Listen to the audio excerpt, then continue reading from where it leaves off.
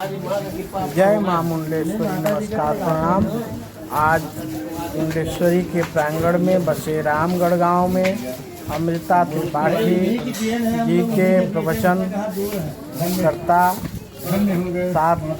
साथीगण सब लोग को मैं राजेंद्र पांडे मुंडेश्वरी मां का दर्शन कराने आज हम चल रहे हैं। वीडियो के माध्यम से बने रहें, देखते रहें। देखिए, ये अमृता त्रिपाठी हैं, साथ में हम लोग चल रहे हैं माँ के मंदिर के पास। बढ़ रहे हैं इधर से देखिए माँ के द्वार पर आप जोड़ रहे हैं। उनके साथी हैं मुसलमान का राजा औरंगजेब का परिवार का विध्वंस कर दिया। सब भारी भारी सेनाएं, एक गजब का मंदिर था पहले। ये चारों कर रहे हैं हम लोग। ये सब मलबा जितना इस पे ढक गया था। माँ का मंदिर नहीं है, शंकर जी का मंदिर है। परिक्रमा कर जितना टूटा हुआ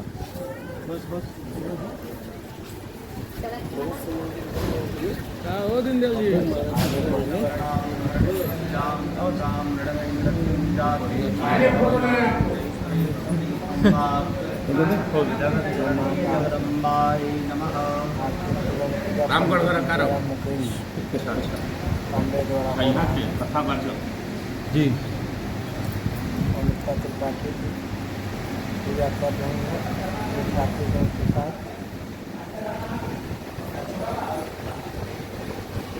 माँ को अर्पित करेंगे। पंडित जी के हाथ में माँ को फूल देते हैं। माँ को देखते अपने हाथों से फूल अर्पित किए।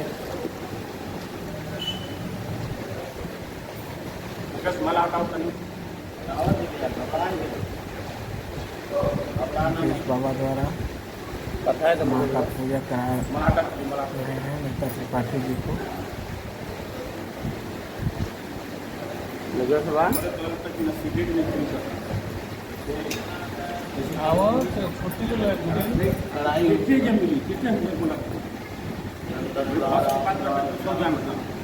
अब जाए के मतलब चंदन या 24 घंटा नहीं इन कभी रात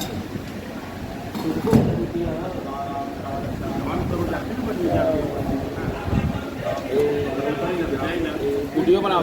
पंखा बंद कर दिया तो बंद करो। हल्ला मत करो।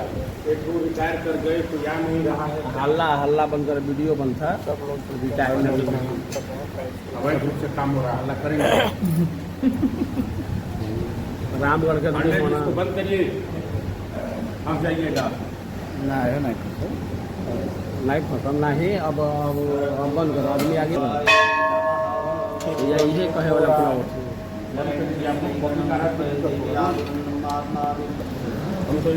करके माँ का पूजा कर रहे हैं। धन्यवाद।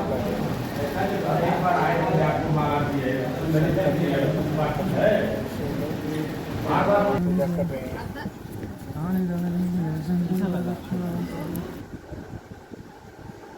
जय माँ।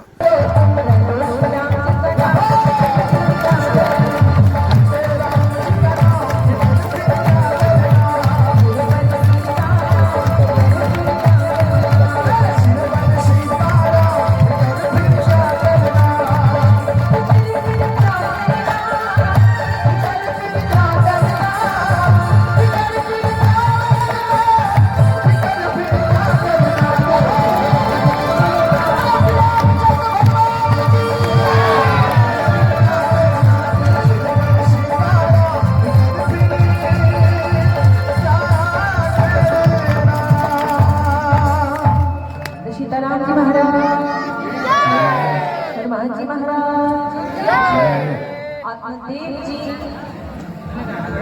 को अपना बोध हुआ। समर्पयामि प्रदक्षिणां जे तीर्थानि प्रचरन्ति शिखास्तानि कान्गिणा ते काकुसहस्रयो जने वधन्वानि तन्मसि।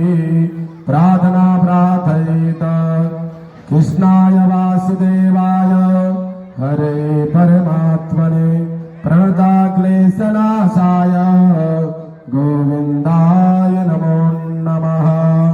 आकाशपतिगन्तोऽयम् रक्षा गच्छति सागरं सर्वदेव नमस्कारं केशवं प्रति गच्छति पूर्वस्वः भागवत महापुराणाय नमो नमः ध्याय ध्यानं समर्पयामि हस्ते धर्मादाय हाथ में जल लीजिए बोलिए अनेना कृतेन पूजनेन श्री भागवत महापुराण देवताः प्रीयन्तां नमः व्यास पूजनम् व्यासाय विष्णुरूपाय कन्हैया की अधर धर मुरली बजैया की पार्वती कन्हैया की अधर धर मुरली बजैया की अधर धर मुरली बजैया की आरती कृष्ण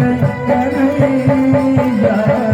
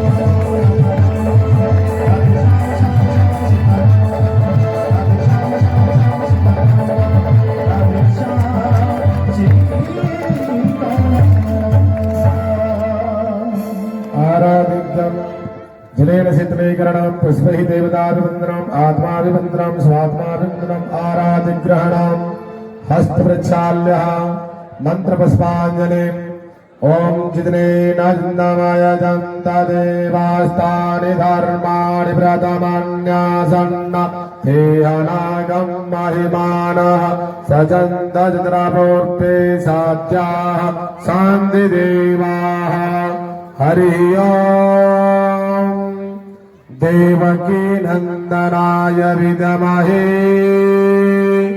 राधावल्लभाय धीमहि तन्नो कृष्णः प्रचोदयात् नानासुगन्धिपुष्पाणि यथा कालं भवानि च पुष्पाञ्जलिर्मया दत्तं गृहाणां परमेश्वरः भूर्भुवस्वः श्री भागवत महापुराणाय नमो नमः मंत्र पुष्पांजलिं समर्पयामि। नमः सर्वहितार्थाय जगदाधार हेतवे साष्टांगोऽयं प्रणामस्ते प्रयत्नेन मया कृतः कथं पापं कथं दुःखं कथं दारिद्र्यमेव च आगता सुख संपत्तिः पुण्योऽहं तव दर्शनात्। प्रेम से बोले गजानंद भगवान की, भागवत महापुराण की, बालकृष्ण लाल की, राधा रामचंद्र भगवान की। नमः पार्वती पतये हर हर महादेव। सभी भक्त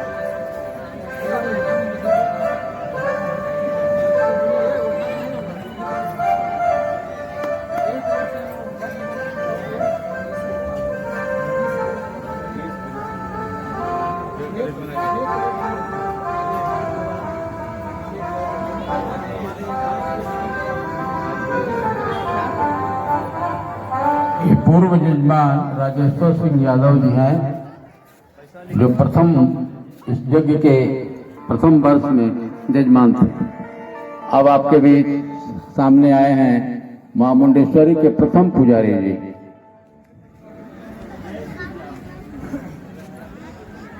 श्री ओम प्रकाश दुबे जी।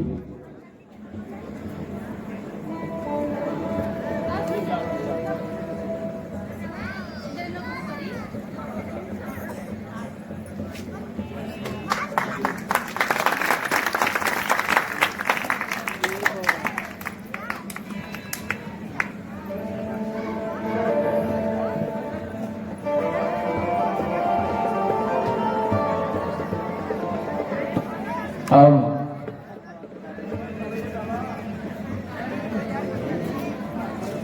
कथावाचिका श्रीमती किशोरी अमृता त्रिपाठी जी से निवेदन करूंगा कि आप अपनी अमृतमय वाणी से हम सब भक्तों को आराधित करें, कराबोर करें। जय श्री राम।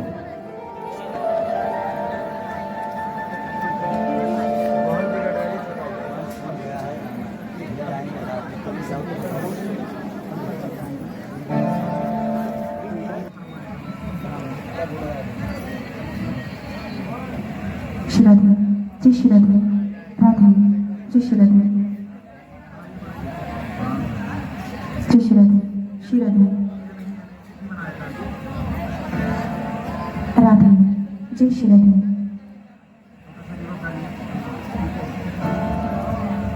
जय श्री राधे, श्री राधे। शीघ्र अतिशीघ्र आने का प्रयास करें, क्योंकि कथा प्रारंभ हो चुकी है। आने का प्रयास करें। हनुमान जी महाराज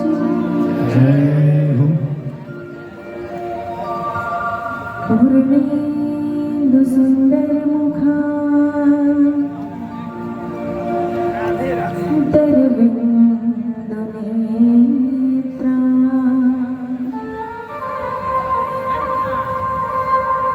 कृष्णांबरम किमपि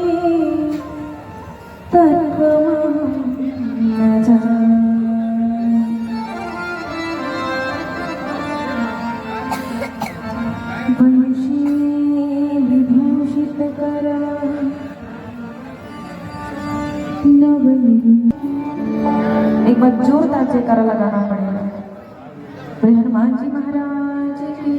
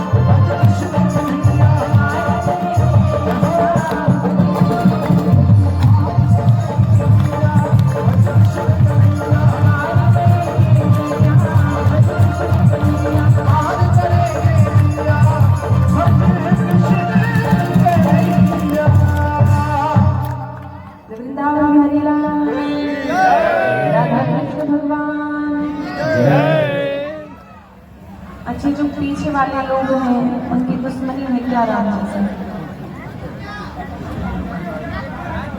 एक तो बिल्कुल बीच में बॉर्डर लगा रखा है, लगता है इधर हिंदुस्तान के लोग उधर पाकिस्तान के। एक तो बीच में बॉर्डर है और दूसरा जयकारा नहीं बोल रहे हैं। हनुमान जी महाराज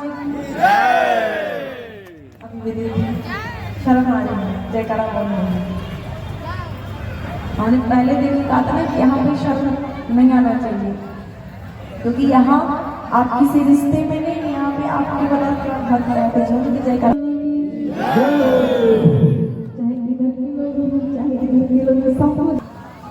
अच्छा, जब कथा में लोग आके बैठ जाते हैं तो लोगों को चिंता हो जाती है कि देखो जाके वहाँ बैठ रहे हैं पर देश का विकास नहीं हो रहा है। कथा में आते हैं तब उनको देश के विकास की चिंता हो जाती है, पर कोई शराब पी के जब नाली में लौटता है तब देश के विकास की चिंता नहीं होती। देश के विकास की चिंता लोगों को तब नहीं होती जब एक नौजवान बेटा माँ बाप को गाली दे रहा होता है, तब नहीं देश के विकास की चिंता होती है। और तो और यदि कोई बाबा जी है, कोई संत है, उनने कोई अपराध कर दिया और वो जेल में चले गए तो लोग क्या कहते हैं कि सारे बाबा ऐसे हैं। जाओ छोड़ो बाबा जी को, सारे बाबा जी को ऐसी दृष्टि से देखते हैं कि बाबा जी बेचारे छिप के चलते हैं, मुँह चुरा के चलते हैं। मतलब एक बाबा ने अपराध किया तो सारे बाबा को उसी दृष्टि से देखते हैं। छोड़ो इन सबको छोड़ो। यदि बाबा ने अपराध किया तो सारे बाबाओं को छोड़ने की बात करते हैं, लेकिन झूठ बोलने से उनका कई बार घाटा हुआ पर झूठ कभी नहीं छोड़ा। बाबाओं को छोड़ना है, धर्म को छोड़ना है, भक्ति मार्ग में भी कोई घाटा हो गया तो भक्ति छोड़ देना है। लेकिन संसार में रही यहाँ भी हर दिन कुछ ना कुछ नुकसान हो रहा है, लेकिन संसार का नहीं छोड़ पाता।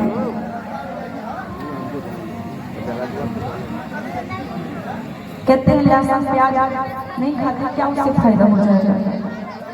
नुकसान नहीं हो रहा है और भोजन अच्छा नहीं लग रहा है, दुबले मुबले चले जा रहे हैं। गुटखा खाने से भी तो दुबला होता है, उसको क्यों नहीं छोड़ा? नुकसान का तो हर तरफ का नुकसान का देखा जाए, हमें कहीं बहाना चाहिए। तो कथा में लोग आके बैठते हैं तो लोगों को लगता है देश का विकास नहीं हो पा रहा है। जानते हो जो बाहर लोग हैं जो कथा नहीं सुनने आते, कथा हो रही है फिर भी कथा सुनने नहीं आते, उनको लगता होगा कि सब पागल है जाकर के वहाँ कथा सुन रहे हैं। हम देखो बढ़िया बिस्तर पे पड़े पर यहीं से कथा सुन रहे हैं। पंडाल में जाने की आवश्यकता क्या है? तो यहीं से बैठ बैठ कथा सुन रहे हैं। सब पागल हैं जो वहाँ जाकर कथा सुन रहे हैं। जिनको कथा में रुचि नहीं है, जो कथा नहीं सुनते, उनको लगता होगा कि आप सब पागल हैं, लेकिन आप सबको लगता होगा कि वो सब पागल हैं। इतनी अच्छी कथा नहीं आ रहा है। जो सांसारिक लोग होते हैं उनको भक्त पागल लगते हैं, पर भक्तों को संसारिक लोग पागल लगते हैं। कितनी पागल देखो। तो यहाँ पे आकर के आपको सच में पागल हो जाना, कह दो इनसे हम सच में पागल हो चुके हैं।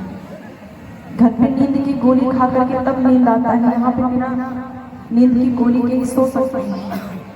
क्योंकि आप पंडाल में आते हैं तो सारी चिंता दूर हो जाती है। 2.5 घंटे के लिए, 3 घंटे के लिए जो भी घर पर किच किच चल जाते हैं ना, सास बहू का झगड़ा, वो भूल जाता है दिमाग से। जो भी टेंशन होता है, जो भी चिंता होती है, वो दूर हो जाती है जब कथा में आते हैं। इतना तो फायदा है। तो ये सब मेरी कहने का केवल एक ही अर्थ है कि यदि यहाँ खुश नहीं होगे, मस्त नहीं रहोगे, तो फिर कहाँ मस्त होगे? एकदम मस्त होकर के जयकारा लगाया करो, झूम लिया करो, भजन गा लिया करो। उसके बाद तो दुनिया नहीं रुला कथा पंडाल में सत्संग ही है हंसाने के लिए।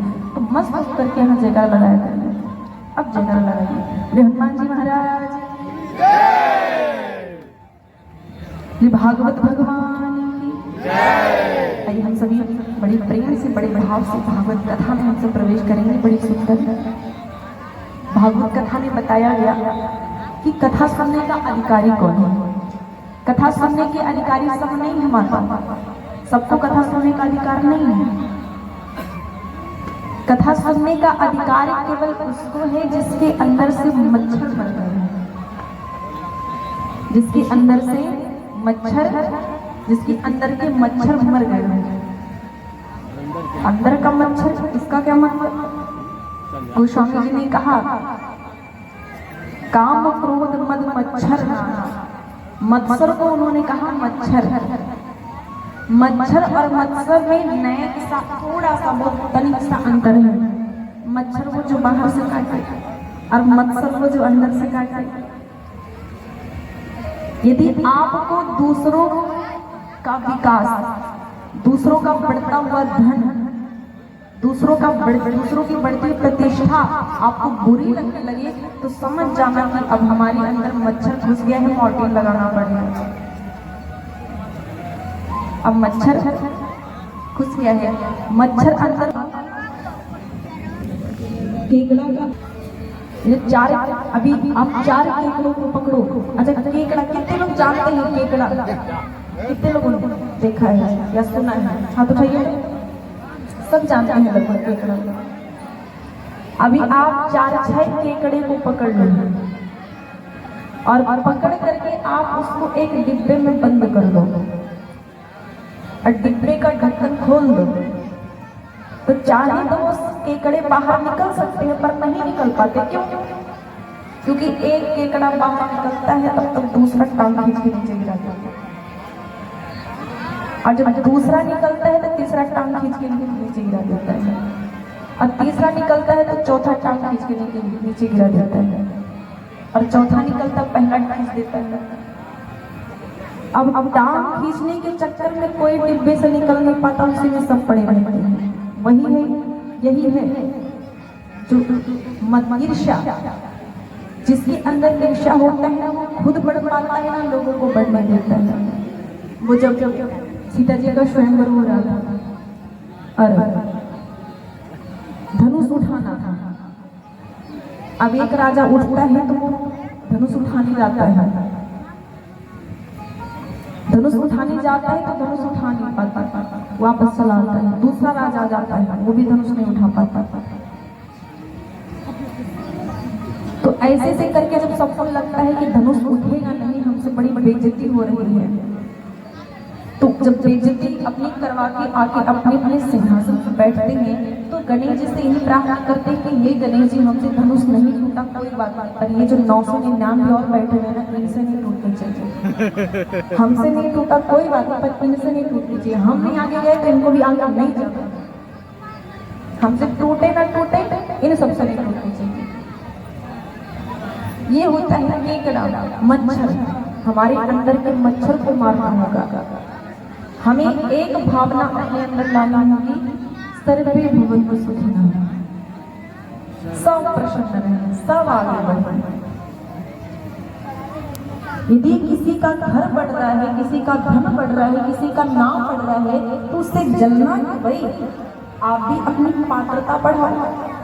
जिसकी जितनी पात्रता उसको उतना मिलना ही मिलना है, कोई इसमें वो नहीं है। भगवान के लिए सब समान है। पात्रता अपनी रखो, जितनी पात्रता वो उतने रख पाओगे। वो जो बारिश हो रही थी, बारिश हो रही थी बड़ी तेज से, अब एक जगह रखा हुआ था कटोरा, एक जगह रखा हुआ था बाल्टी, एक जगह रखा हुआ था थाली। अब ये सब रखा हुआ था, बारिश खूब तेजी से हो रहा है, बाल्टी भर गया, थाली भर गई, कटोरा भर गया, सब तो भर गया। तो अब ये जो कटोरा है ये अब कह रहा है कि भगवान तुम्हें बड़ी नाइंसाफी की है। क्यों? क्योंकि बाल्टी को थोड़ी ज्यादा पानी दे दिया, मुझे कम दिया। कटोरा कहता है कि मुझे कम पानी दिया और बाल्टी को ज्यादा पानी दे दिया, ये तो नहीं चलेगा महाराज। भगवान ने कहा कि तू अपनी पात्रता तो देख, तो कितना छोटा छोटा जितना तेरे में स्थान है उतना पानी आ गया। अब बाल्टी की पात्रता बड़ी है, उसको ज्यादा पानी मिल गया, अब तुझे नहीं मिला। अपनी पात्रता बढ़ाए, पात्रता बढ़ाए तो कृपा तो जरूर मिलेगी। हमें अपनी पात्रता को, योग्यता को बढ़ाना। योग्यता बढ़ाएंगे तो नाम प्रतिष्ठा अपने आप आता चला जाएगा। दूसरों से जलना भोगना नहीं, दूसरों को क्यों जलना। तो भागवत कथा सुनने का अधिकारी वो है जो किसी से जले ना, जिसके अंदर ईर्ष्या ना हो, मत्सर ना हो। यदि ये ना हो तब ना भागवत कथा कथा सुने तब उससे इसका फल मिलेगा ठीक से। नहीं तो हमने खूब भागवत कथा सुन ली लेकिन फायदा कुछ हुआ नहीं। इसीलिए क्योंकि हमारे अंदर सब भरे पड़े, जब भरे पड़े, जब बाल्टी में पानी भरा है पहले से ही, जब वो फूल है तो दूसरा कुछ उसमें नहीं आ सकता ना। उसमें घी अब डालोगे और कुछ डालोगे तो वो फिर दिक्कत होगा ना, बाल्टी को खाली करना पड़ेगा। तो अंदर जब भरे हुए हैं दोस्त तो भागवत कथा फिर कहाँ से प्रवेश करे, रति कहाँ से आए। यदि भागवत कथा का लाभ चाहिए तो हमें अपने अंदर से दोषों को क्या करना होगा, मारना होगा। वो दूध आपने लाया खरीद करके, अब दूध आपने खरीद करके लाया, सो से झूठे बर्तन में रख दिया।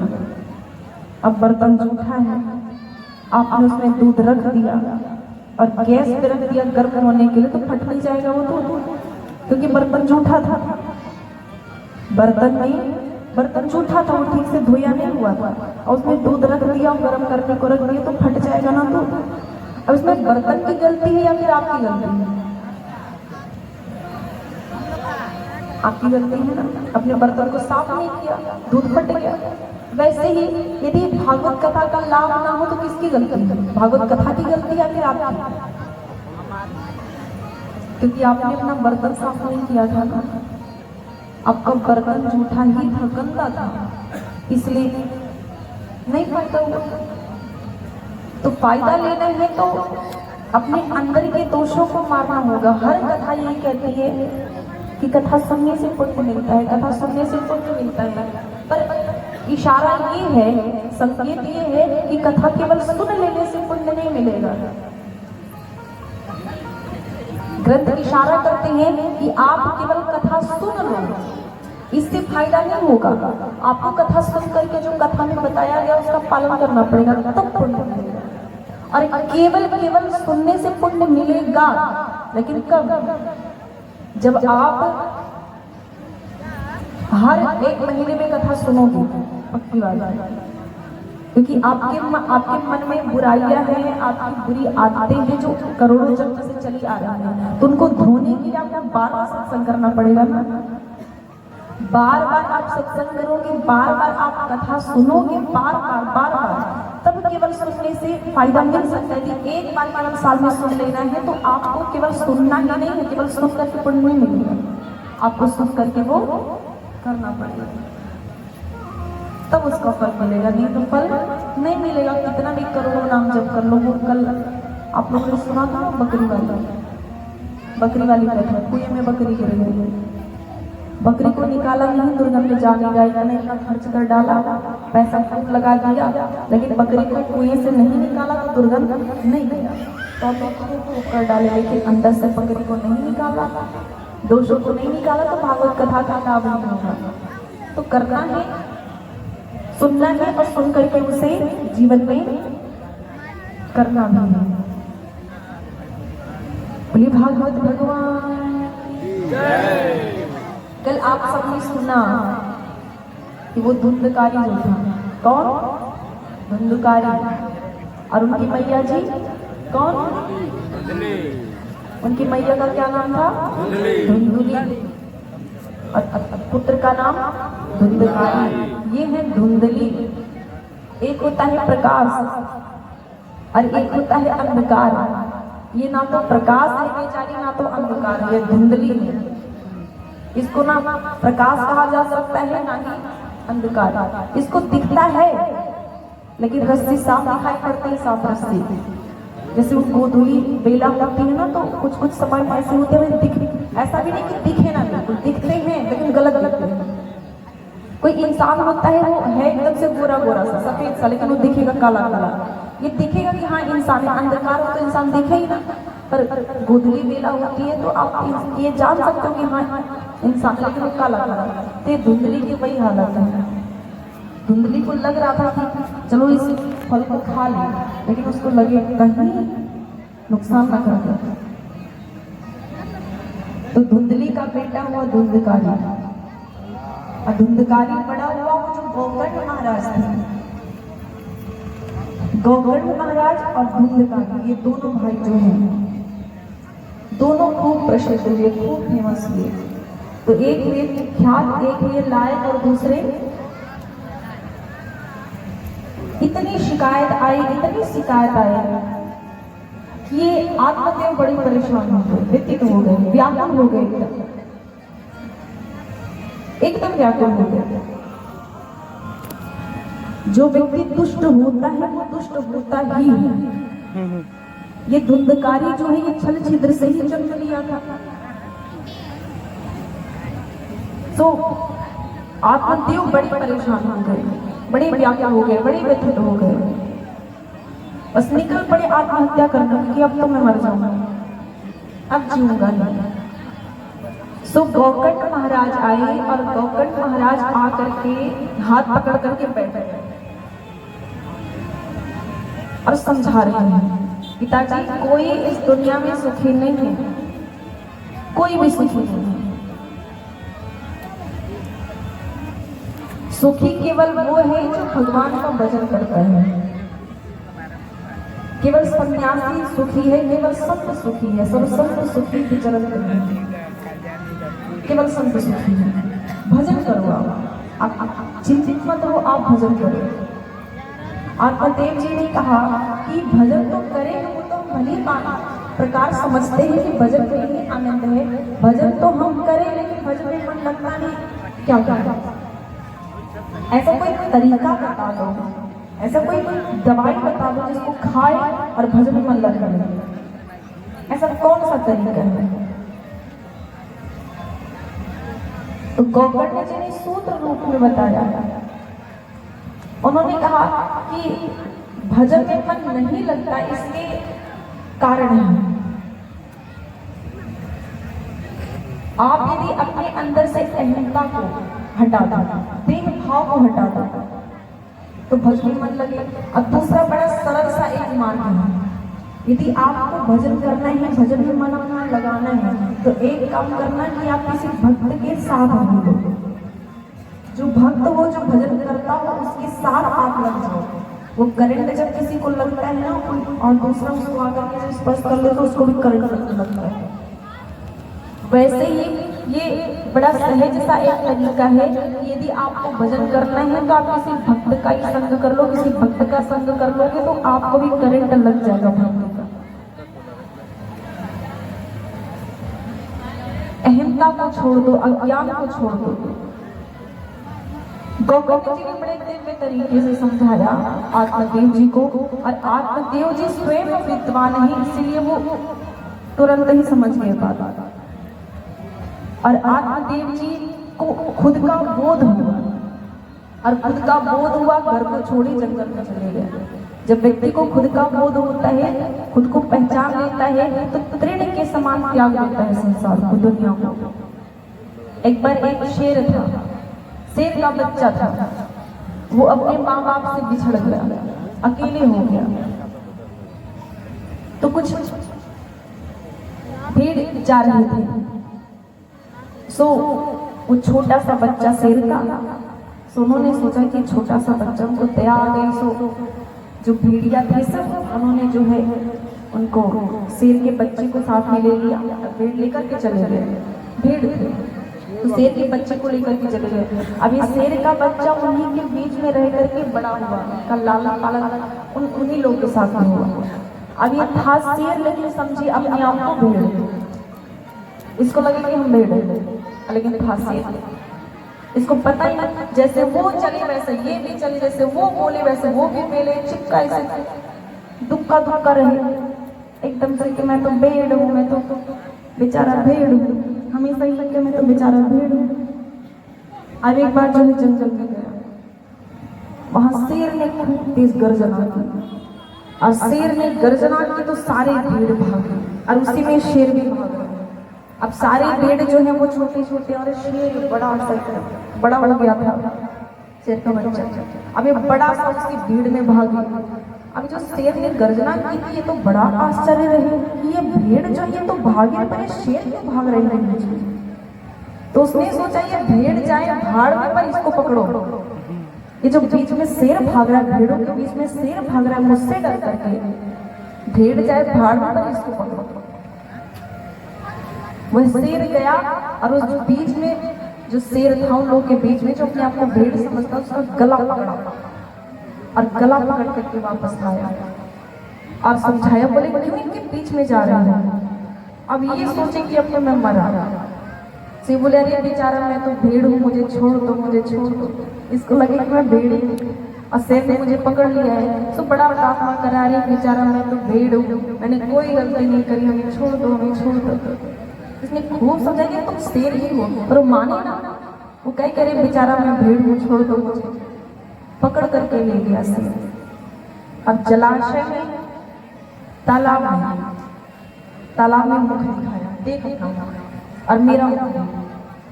अब शेर ने कहा रे मैं तो शेर के जैसा लगता हूँ। उस शेर ने कहा शेर के जैसे नहीं लगते, तुम शेर ही हो, तुम शेर के जैसे ही लगते नहीं, तुम शेर ही हो। अब इससे लगा कि अरे मैं तो अपने आप को जीवन भर भेड़ समझता रहा, पर मैं तो हूँ शेर। अब उसने ऐसी गर्जना की, ऐसी गर्जना की कि पूरा जंगल थर्रा उठा। ये था शेर लेकिन समझता था अपने आप को भेड़। इसे जब बोध हुआ तो उसने गर्जना की। वैसे ही हम जो है सिंधु, बहुत बड़े हैं हम, सागर हैं हम हैं सिंधु, पर अपने आप को समझते हैं बिंदु। बहुत छोटा समझते अपने आप को, पर हम हैं बहुत बड़े। हम सच्चिदानंद के बच्चे, हम भगवान के बच्चे, हम ब्रह्म के बच्चे हैं, पर अपने आप को बहुत छोटा समझते हैं। पर जब बोध होता है, सारी अज्ञान मिटते हैं, तब समझ में आता है। जब बोध मिटता है तब।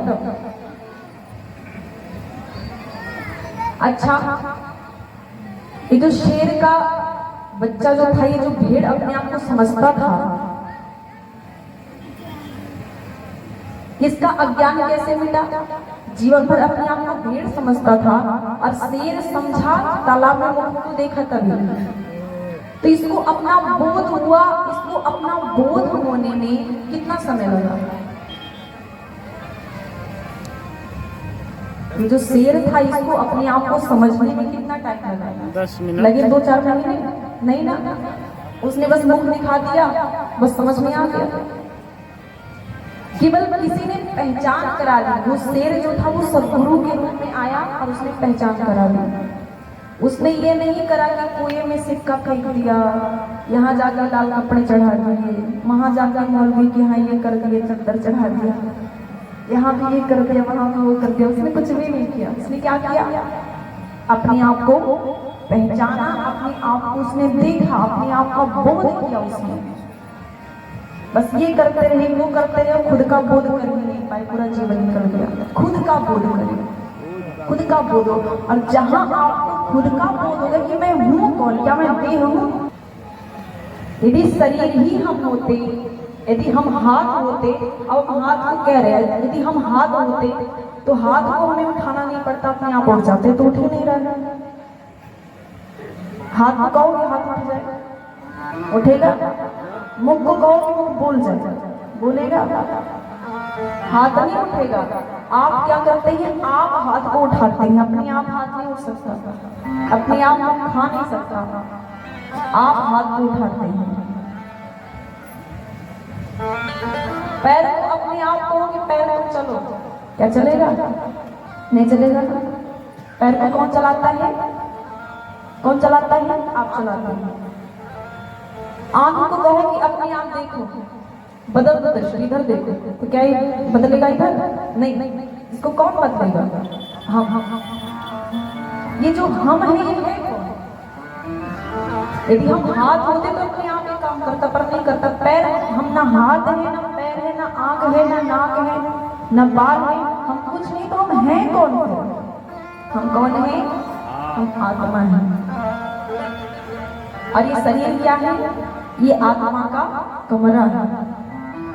जैसे कोई कमरा हम किराए पे लेते हैं, वैसे ही इस आत्मा का कमरा है ये शरीर। हम शरीर नहीं है, पर विडंबना ये है कि हम शरीर के लिए ही जीते हैं, पर हम शरीर नहीं, हम देह नहीं है, हम आत्मा है। और आत्मा अजर अमर है, कभी मर नहीं सकता। हमें मरने का बड़ा डर है, हमें मरने का डर नहीं है, आपको मरने का डर नहीं हो सकता, आपको शरीर के मरने का डर है। हाय हमारा शरीर मर जाएगा। हम शरीर के लिए ही जीते हैं, जबकि शरीर हम नहीं है, हम आत्मा है, हम शरीर नहीं। ये शरीर का भाव यदि आपको छूट जाए, मोक्ष किसे कहते हैं? मोक्ष मुक्ति किसे कहते हैं? मुक्ति उसे नहीं कहते कि वहां से ऊपर से एक विमान आएगा तो उठा ले जाएगा, बस हमारी मुक्ति हो गई, हमारा मोक्ष हो गया। ऊपर से कोई विमान नहीं आने वाला है, ना तो आप ऊपर जाने वाले हैं। विमान आपको ले जाएगा तब आपकी मुक्ति नहीं होगी, यही मुक्ति हो जाएगी, उसके बाद विमान लेके जाएगा। मोक्ष तो यही पे होना है। और मोक्ष तभी हो जाएगा जब आपको ये पता चल जाए कि मैं शरीर नहीं हूँ, मैं शरीर नहीं हूँ। यदि मैं देह नहीं हूँ तो देह ने जितने भी रिश्ते बनाए हैं वो भी हमारा नहीं है। भाई जब देह नहीं हमारा नहीं है तो देह ने जो रिश्ते बनाए वो कहाँ से हमारे हो सकते हैं?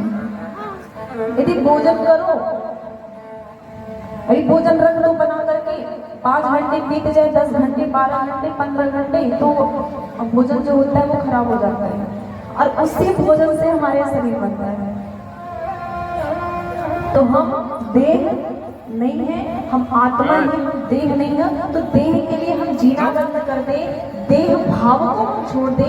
जिस समय हमने देह भाव को छोड़ दिया, हमारी मुक्ति हो गई, हमारा मोक्ष हो गया। ज्यादा और आवश्यकता नहीं है। अभी यदि आपने देह भाव छोड़ दिया तो अभी आपका मोक्ष हो गया। तीसरे दिन की कथा था। अब बताओ, क्या देह भाव छोड़ सकती हो? आप क्या अपने आप को बोध करा सकते हो कि मैं देह नहीं हूँ, मैं आत्मा हूँ? क्या करा सकते हो? यदि नहीं आप बोध करा सकते तो फिर आपका मोक्ष नहीं होगा। आपको देह भाव छोड़ना पड़ेगा। जब जब जब परीक्षित जी को शाप लगा हुआ था ना कि उनको तक्षक नाग डस लेगा, उनकी मृत्यु हो जाएगी। पर तक्षक नाग ने डसा तो, लेकिन किसको डसा? केवल उनके देह के घट देह वो पहले ही छोड़ चुके थे परीक्षित जी। केवल देह ऐसे पड़ा हुआ था, आके नाग ने डस दिया। वो तो देह भाव को छोड़ चुके थे। तो आप देह भाव को छोड़ो सो मुक्ति। अपने आप को हमें पहचानना है, अपने आप को पहचानना है कि हम हैं कौन। और जो भी मिले, हमें फूल मिले या हमें कांटे मिले, हमें सब में प्रसन्न रहना है। वो एक व्यक्ति था, उसका घोड़ा खो गया। एक व्यक्ति था, उसका घोड़ा खो गया और घोड़ा खो गया तो लगा वो लड्डू बांटने, खरीदा और लड्डू बांट रहा। बड़ी खुश है वो, बहुत खुश है। उसका घोड़ा खो गया तो बड़ा प्रसन्न है और इतना प्रसन्न है कि वो लड्डू बांट रहा है। खुश है। किसी ने कहा कि तुम तो बड़े बेवकूफ हो, तुम्हारा घोड़ा खो गया और तुम लड्डू बांट रहे हो। उसने कहा, अरे मुझे बड़ी खुशी है कि मेरा घोड़ा खो गया। बोले, क्यों खुशी है? तुमने इतने दिन से पाल रखा था, उससे कितने काम करके क्यों खुश हो? वो बोला, इसलिए मैं खुश हूँ क्योंकि घोड़े पे मैं बैठा नहीं था। कहीं घोड़े पे मैं भी बैठा होता तो घोड़ा खो गया, मैं भी खो गया होता। मैं बच गया, घोड़ा खो गया पर मैं बचा, इसलिए मैं खुश हूँ। मैं लड्डू बांटू, मैं तो बचा। हमें घोड़े से कोई लेना देना नहीं। हाँ तो था, बाकी हम तो हैं, हम आत्मा तो हैं। ऐसा भाव, ना किसी से लोभ, ना किसी से आसक्ति, ना किसी से मोह। अगर आसक्ति होगी तो किससे हो? भगवान से, ईश्वर से। यही है गोकर्ण जी ने खूब समझाया ऐसे। अब गोकर्ण जी की जो भाषा थी वो अपनी भाषा में आत्मदेव जी को समझा रहे। हमारी जो भाषा वो हम आपको समझा रहे हैं, बस अंतर इतना है, समझा वो भी रहे हैं और हम यहाँ आपकी भाषा में, अपनी भाषा में समझा रहे हैं। तो उन्होंने समझाया तो आत्मदेव जी को बोध हुआ और आत्मदेव जी को बोध हुआ तो वो जंगल में चले गए और वहां जाकर के मस्त होकर के रहने लगे। वहां भजन करने लगे। आइए हम भी भजन कर लेते हैं। कितने लोग भजन गाएंगे? हाथ उठाइएगा। सब गाएंगे ना? झूम के गाते हैं। और एक बार एक काम करिए, आप सभी गाइए, एक बार हमारे साथ गाइए। सिर पर सीताराम फिकर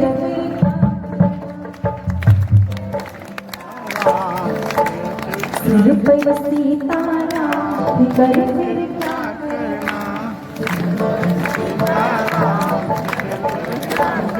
देखिए, जिसको शर्म आ रही है वो आंख बंद करके गाए, जिसको शर्म आ रही हो ना वो आंख बंद करके गाए, कोई दिक्कत नहीं। अरे सब शर्माना नहीं चाहिए।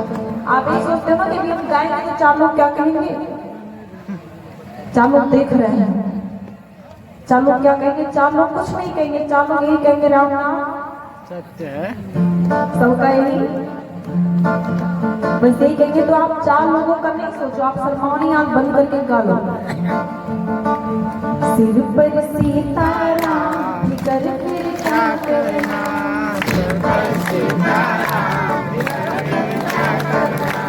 सिर पर सीताराम फिकर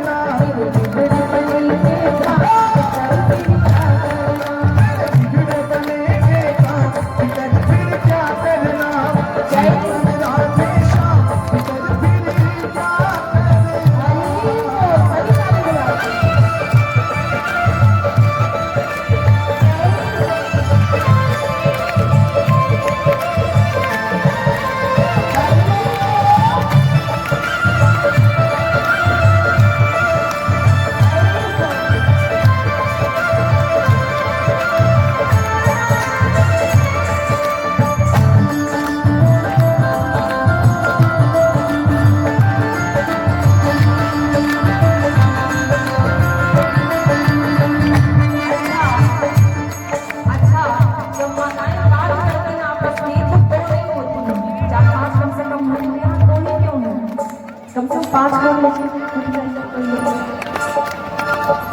तीन लोग और हो जाएंगे। सिर पर सीताराम